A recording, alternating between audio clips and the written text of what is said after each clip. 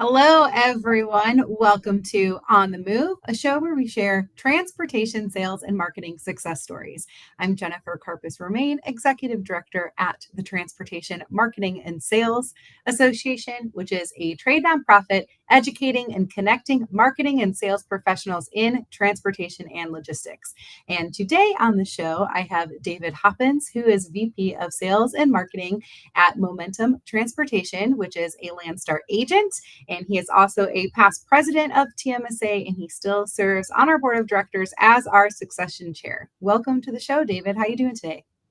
Thank you, Jen. Doing great, and looking forward to talking to you today about everything I can about my career. I'll just share it all. Well, that's perfect. That's what we like to hear. Like I said, this is a show about success stories, and I definitely think that yours is one of them. And when we talk about sales and marketing in the industry, you have pretty much been on all sides of it. So, how has working on different sides of the business and at different types of companies really helped your career? Yeah, it's been great. I actually was kind of an accidental intern into transportation. I had designs on doing many different things, but I was at the career day in college assigned to CSX Railroad. And I had no intention of going to the railroad, but then I was helping this gentleman set up his career table. He started to talk to me about, hey, yeah, we certainly do transportation from A to B, but wow, we do real estate. We do, there's finance positions, there's operations things that are interesting. So by the time I got done with my half day with this gentleman, he literally sold me that the railroad was the right place to start my career. And it was great. There was all kinds of resources and training. I did, in fact, touch sales and operations at the railroad. But then I kind of realized, rail is one of many modes. And this company also had kind of an independent intermodal team, right? Still rail, but then you're trucking on each end. So I kind of networked my way into a job there, and that was successful. And that was really a definite different world altogether, kind of more dynamic and competitive. And then that got me thinking about all the other modes and getting into a 3PL. So I literally did again network into a 3PL where you, as a sales and marketing person, are talking to big clients about putting together all modes in terms of rail, trucking, LTL, ocean, air, and integrating that into a package that makes sense. That's really what got me excited. So I did fortunately have that experience with a couple companies, and then finally now landed here at Landstar, which is just a great place for that. We're certainly a big trucking company, but we integrate all those different modes globally, and it's been really has paid dividends for me for all those things that came before to be successful here at Landstar. Awesome. And throughout your time in the industry, you've seen a lot of ups and downs, which that experience for me, like being able to pick your brain, has been really helpful and insightful over my tenure here at TMSA. But I'm curious, besides the big obvious answers like COVID, what are some of the biggest disruptions, biggest shifts that you've seen? And what is your advice for people and how they kind of go with the flow and kind of end out on the other side? Yeah, boy, that's a great question. And I won't go too far back, but two in the 2000s really stick out in my mind. One in the mid early aughts, I guess, '04 to '06. And fortunately, I was in a more of a marketing role there, and it was with the 3PL, but we were on the intermodal side, West Coast. And there had been some rumblings about the amount of investment going into China. And so we actually, at the advice of one of my someone on my team, said, "Hey, there is a conference that's all about what's happening in China and Asia. We should go." And we really got a preview on this wave of investment. And if you did the math, then all these imports were going to be flooding the West Coast. And the person who would win is the one who had the most assets and the most things pre-planned in terms of capacity. So that was the first big event, and that turned into a huge wave, an inflection point in terms of global freight and trade in the US. And that led to a lot of new infrastructure on rail and imports and containerization. So we fortunately got a little ahead of that using really marketing conferences and a little bit of research that we started to learn. The second big thing, which was really tough, and I'll probably get to the issue of handling tough times, and man, it's still burned in my memory. So the Great Recession, which if memory serves was like 2009, 2010. And it was literally leading up to an election like the 2010 election. And I can remember it almost like I could visualize it out my door, where there came that day where everything crashed. Big banks were failing. In the next week, our freight literally was down 30%. And that was true across the nation. I mean, we were a representative 3PL at the time, but it was stunning and startling and scary. And in fact, maybe because of the work I had done to learn different things, I got placed into a role. I had to keep my marketing and sales job, plus do two other jobs to try to get through this downturn. But it did involve, letting go of people and reorganizing teams and refocusing. Incredibly hard. So I guess the lesson learned there is, first, as you're coming up, as many different skills as you can. If you're a marketing person, get into sales. If you're a salesperson, get into marketing. If you're a sales and marketing person, get into operations. And if you can't, get into finance and analysis, right? I mean, it just gives you a suit of armor almost for those tough times. And maybe it was luck and maybe a little bit of suit of armor. But we got through those times. There was another time in the dot-com bust, I should throw in, where wasn't so lucky. I got thrown out on my keister and had to start over. So with experience, the first one will be excruciating. The second one's like, well, we've done this before. I'll find a way through. And you just kind of build up that sense that I've overcome this. I can do it again. Whether it's the next recession or just something happened to my particular company. So that's kind of what I had lived so far.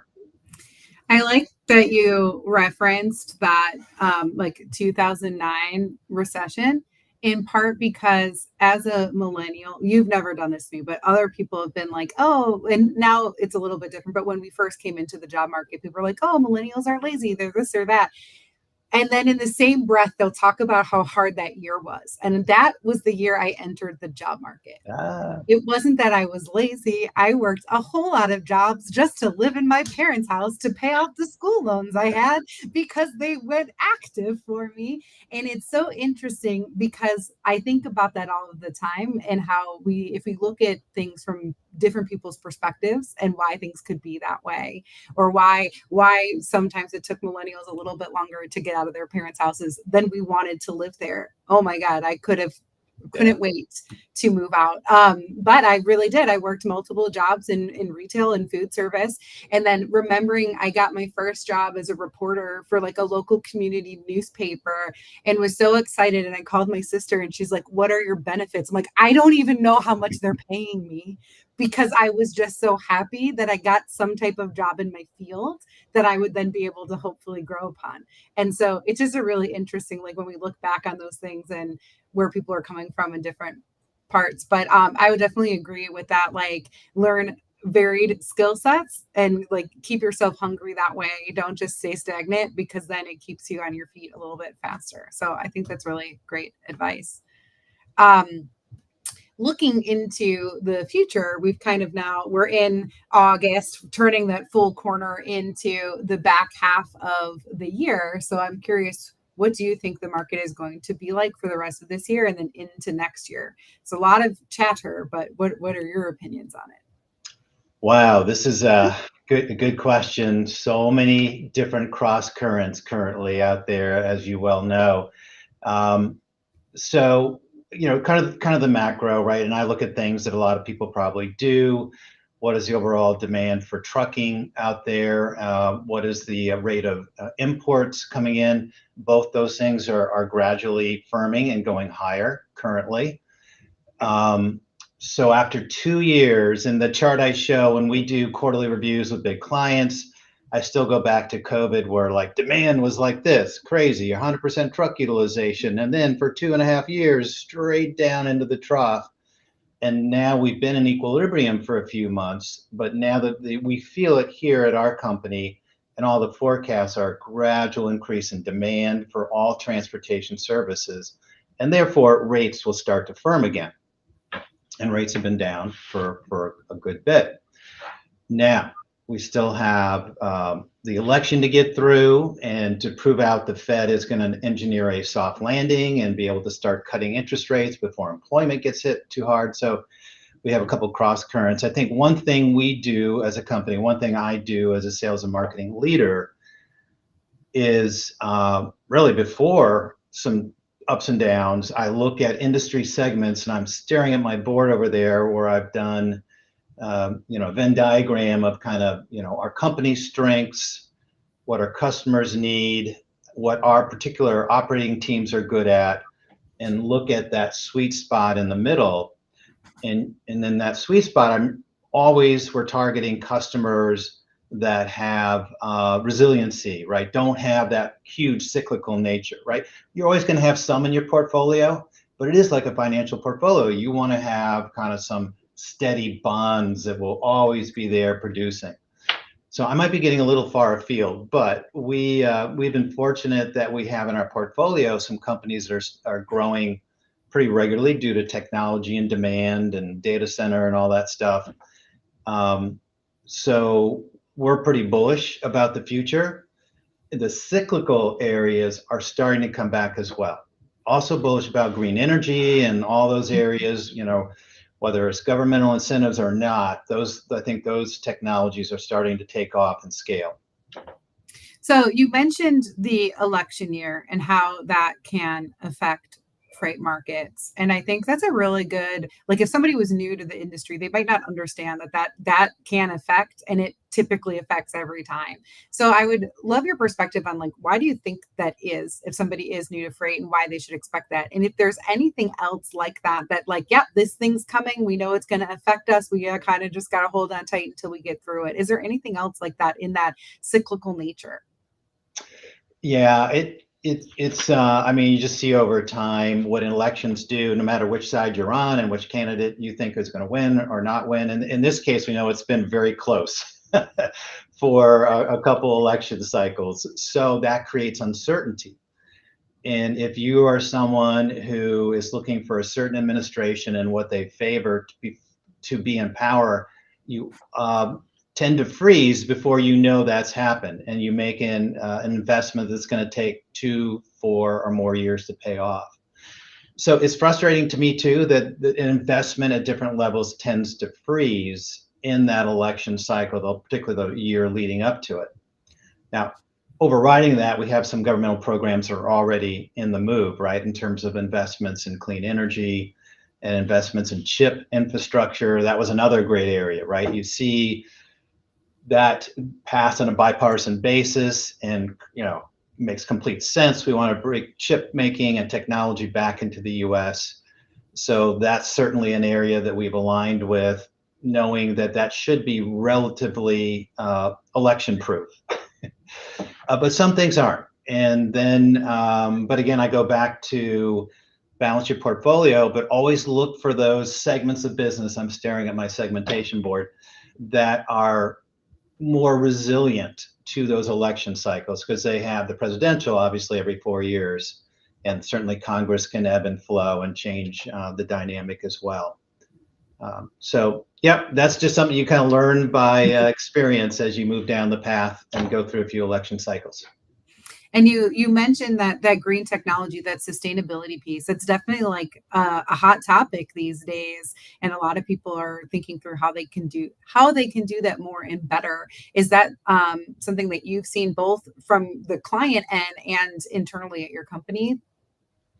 Yeah, I tell you, we were fortunate to get referred into a couple of these clients through other non-green energy clients, which was exciting. And then we got to see, that we matched pretty well. right? There's, for us, it's in managing intense projects and JIT to construction sites and some things that not every operations team is set up for. Ours is, but it is something most companies could do if they focused on it. But then conferences. This is something you learn through a networking at the TMSA, and you talk to people and you talk about different segments that are working. Well, where do you learn about it? Where do you meet customers? And then suddenly you realize in the green energy space, there's a bunch of different conferences to go to where you can meet either customers you're already working on or meet new ones.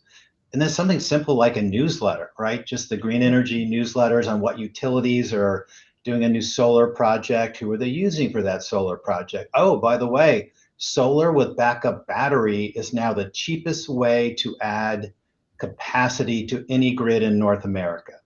Amazing, right? Beats everything else out. So that was for us a recipe that we should start focusing on this and spending time at conferences and networking. And you mentioned TMSA there, which I loved. And you recently received a Lifetime Achievement Award from TMSA. I think you're only the fifth person that ever received a Lifetime Achievement Award.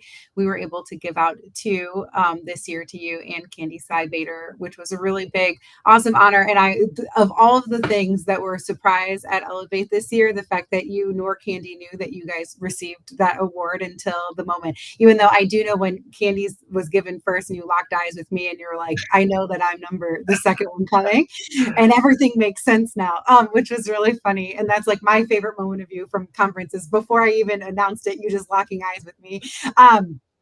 But you have such a wonderful history with giving back to TMSA. I would love for you just to share your story with the organization and why you continue to give back your time and your energy here.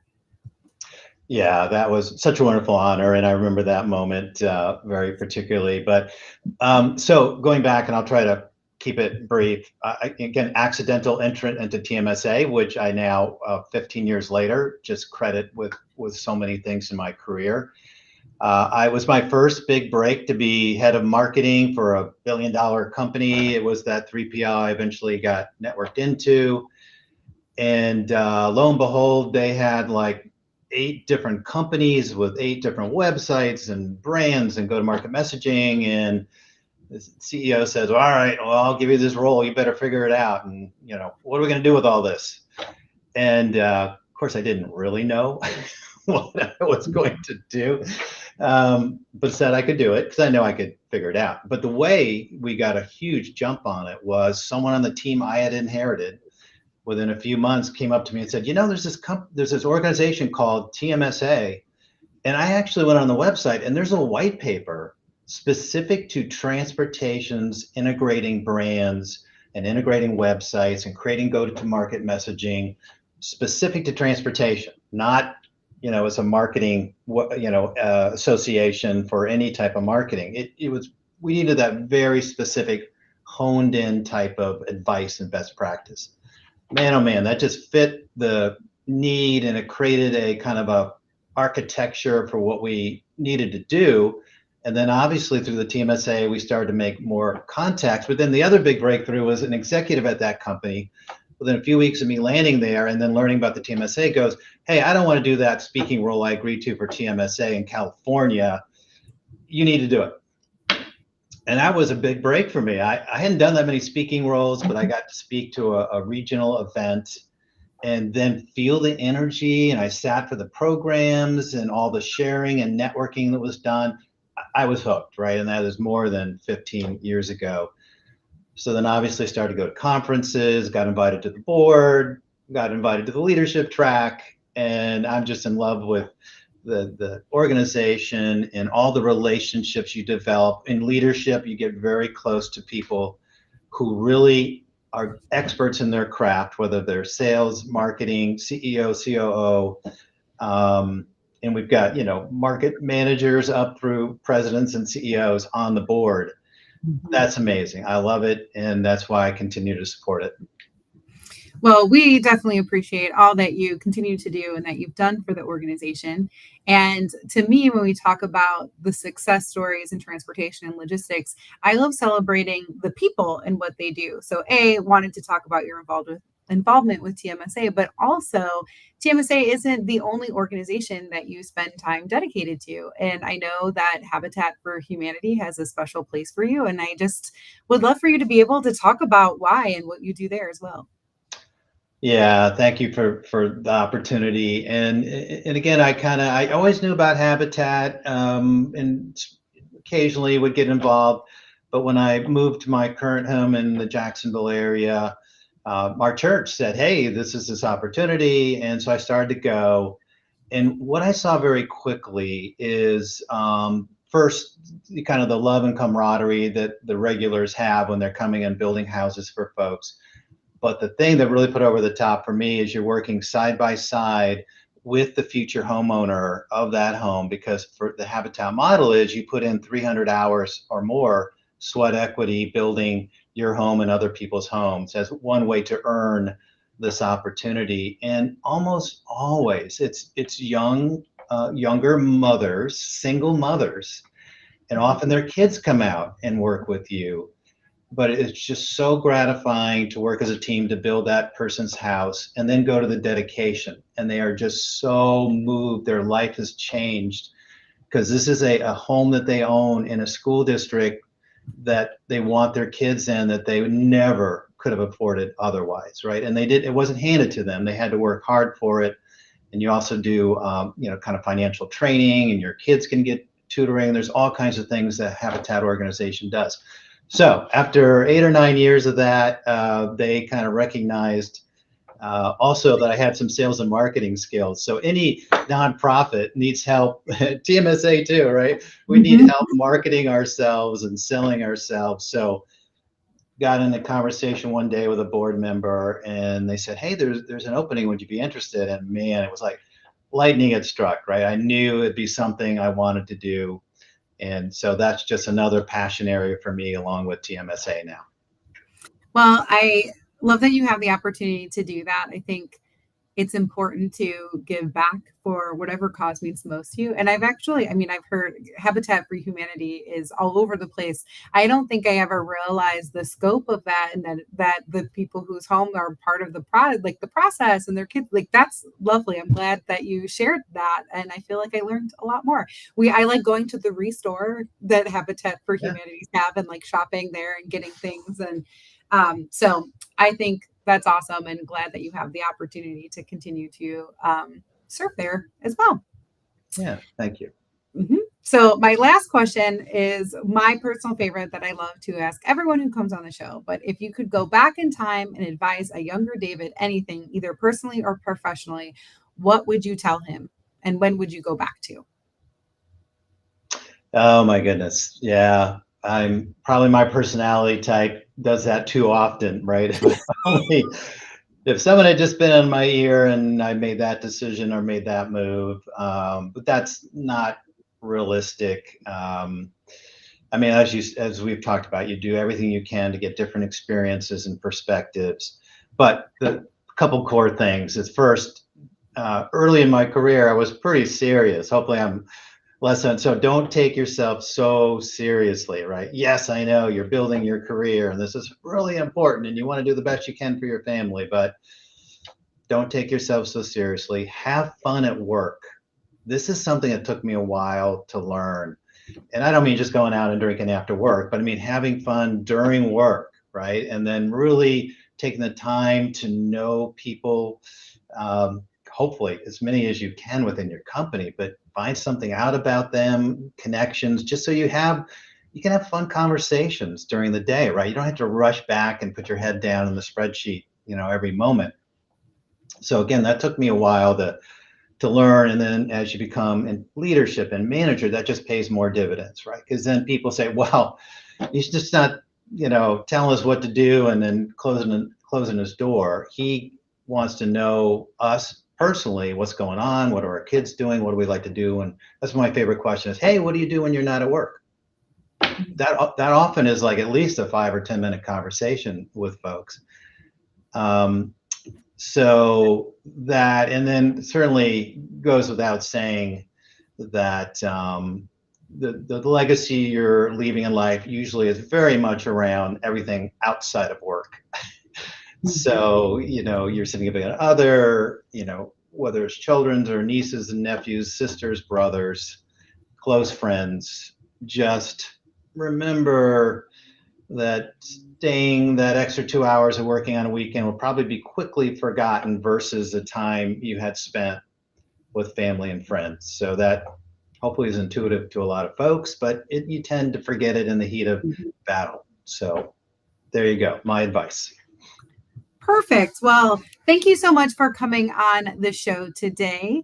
If you guys want to hang out with David and me in 2 months, you can register for the Executive Summit, which is a TMSA event that we're having October 10th through 11th in Hoboken, New Jersey. And that's geared towards leaders in the space during budget season. We have a sustainability speaker coming to talk about building better customer relationships. We have a shippers panel. We have a growth mode panel, all kinds of great things. We'll be going over the TMSA benchmarking study and what it means for you today, all kinds of really great content. And then always the networking piece is so great and awesome. If you're interested on being on the move like David is today, you can sign up to be a guest right here. And these links will be in the show notes as well. But thank you, David, for coming on the show today. And thank you, everyone.